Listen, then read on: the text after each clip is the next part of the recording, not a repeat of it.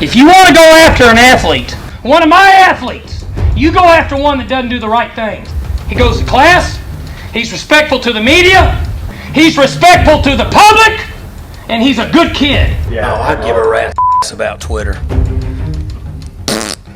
This was brought to me by a mother of children. Gives people a platform to bitch, and then other people are like needling it. If anybody hasn't read this article, I don't read it. 3/4 of this is inaccurate. That's why I don't read the newspaper, because it's garbage. And they're sitting at home and they're late on a payment, sitting in front of a keyboard. All three of these guys fit that. You don't downgrade him because he does everything right and may not play as well on Saturday, and you let us make that decision.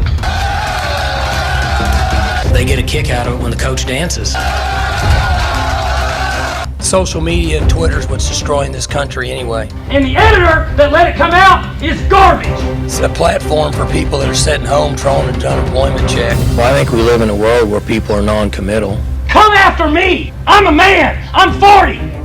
We allow liberalism to say, hey, I can just do what I want and I don't have to really be tough and fight through it. And you see that with young people. Generation Z, I think is what they call them. I'm not a kid. Write something about me. That's all I got to say. Makes me want to puke.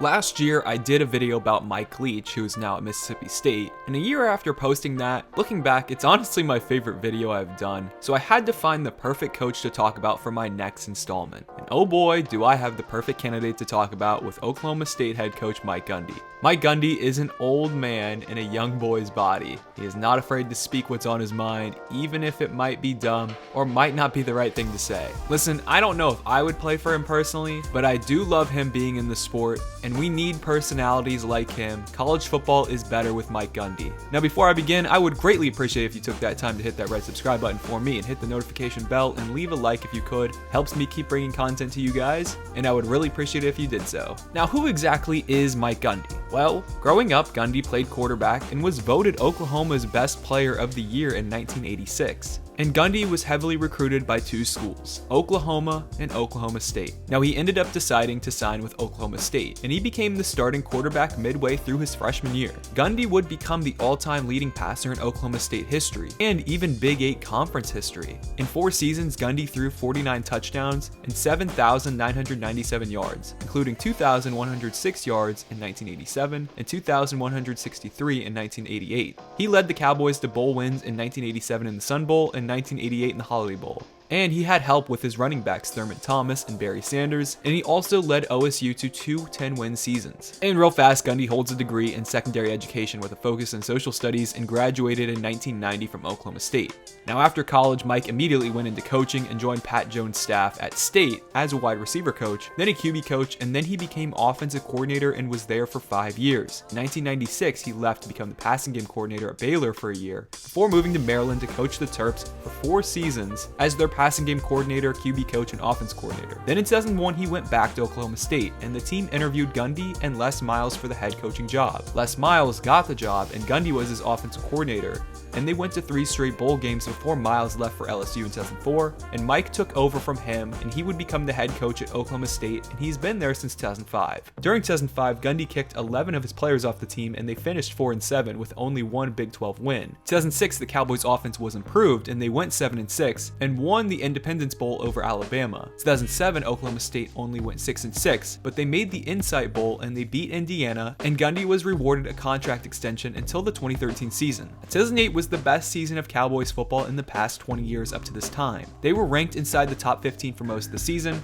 They made the Holiday Bowl to conclude the year, but they would lose to Oregon. But after the season, Mike Gundy was again awarded another extension, this time a new 7-year contract until 2015 for almost $16 million. 2009 was a 9-4 season with a loss in the Cotton Bowl. In 2010, State went 11-2 and beat Arizona in the Alamo Bowl. This year would set a school record for wins with 11. But the only reason I'm jumping past that is because 2011 was the highlight season for Mike and the Cowboys. If you remember, they were led by quarterback Brandon Weeden and star wide receiver receiver Justin Blackmon. This team led FBS on defense and turnover margin, actually. They were honestly on their way to a national championship appearance after starting out 10-0 to start the year. Then, tragedy struck when they lost at Iowa State on November 2nd. So they missed a national title, but they still won the Big 12 championship this season outright, and they made the Fiesta Bowl, beating Andrew Luck and Stanford in an unforgettable season for state fans. And after this year, the team went 8-5 in 2012. But since then, Gundy has led Oklahoma State to 10 wins in 2011, 13, 15, 16, and 17, including an appearance in the 2016 Sugar Bowl, the third major bowl appearance in school history. Gundy has had a hand in 8 of Oklahoma State's 9 10-win seasons, 2 as a player and 6 as a head coach. So obviously, Mike Gundy is probably the best coach in Oklahoma State history. So now, 2013, the team finished 10-3, but lost to Missouri in the Cotton Bowl. 2014 was a little bit forgettable as they went 7-6. Now 2015, they got back on their groove and went 10-3 with a loss to Ole Miss in the Sugar Bowl. 2016, Oklahoma State had another great year going 10-3 and beat Colorado in the Alamo Bowl. 2017, State went 10-3 again and beat Virginia Tech in the Camping World Bowl. And 2018 was a down year. They went 7-6 with a Liberty Bowl win. And finally last year, 2019, Oklahoma State went 8-5 and lost to Texas A&M in the Texas Bowl. Since 2017, Gundy has been rocking the mullet on the sidelines to give him one of the most iconic looks by a coach in football history. Listen, I love the mullet. I think it is super awesome that he wears it. And the thing is, he pulls it off. But if we're going to talk about all the good with Mike Gundy, we have to mention a little bit of the bad. First off, the dude can't beat Oklahoma. After the 2019 season, the Cowboys are 2-13 versus Oklahoma all time. Under Gundy as their head coach, they won in 2011 and 14. But really, all the key seasons when Oklahoma State needs to beat them, they can't, and Oklahoma goes on to the college football playoff themselves. So that's one issue.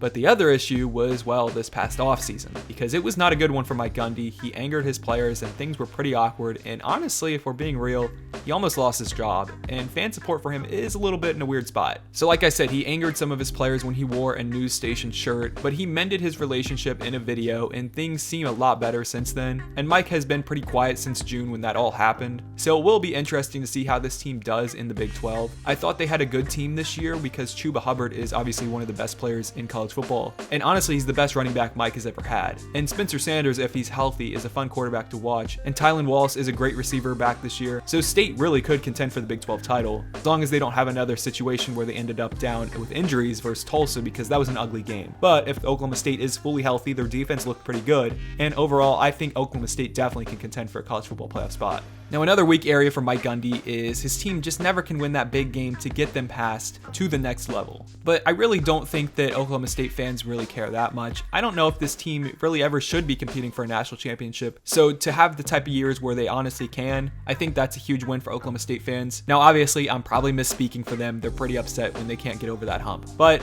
it is pretty cool to see Oklahoma State be competitive. And I think college football obviously is way better with them being competitive than, just being a dumpster fire. Now, OSU has ranked 16th in wins since he took over as head coach in 2005. So that's a pretty good stat to show that Oklahoma State is a contender every single year in college football. Now, a couple other things about Mike Gundy is that he actually might not coach past 60. He could retire soon, especially with how close he got to losing his job this offseason. Now, that's just a coincidence what happened this offseason, but Mike Gundy has said that he doesn't want to coach forever, and he actually has considered retiring early. And someone else that's close to him is his son, who actually plays for him. And when asked about how he would coach his son Gunner if the situation arose, he said, quote, "I told him, if you come to Oklahoma State, I'll coach you like everybody else, and if you are the best player, you'll play. If not, you won't play, even though I'm sleeping with your mom." So that in a quote sums up exactly who Mike Gundy is. He's not afraid to speak his mind. You saw that in the intro. He blames liberalism and snowflakes for creating a transfer market. And honestly, like I said, I don't want Mike Gundy to ever change. I love the guy. I think he's a lot of fun to watch. And honestly, when his team is running and gunning,